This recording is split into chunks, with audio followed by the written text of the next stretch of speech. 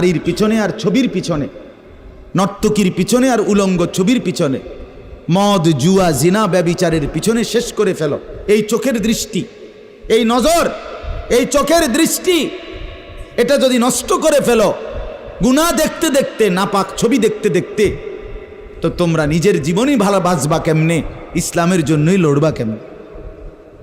আর মুসলমানের যুবক যদি হেরে যায়, মুসলমানের যুবক যদি পড়ে যায়, তো দিনের জন্য জানবাজি রাখবে কে? এই বুড়ারা, 60 বছর 70 বছরের বুড়া, এবারে আর দৌড়তে পারবো?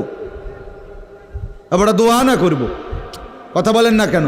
মুরব্বীরা কি করবে? কলিজা ছিঁড়ে দোয়া করবে।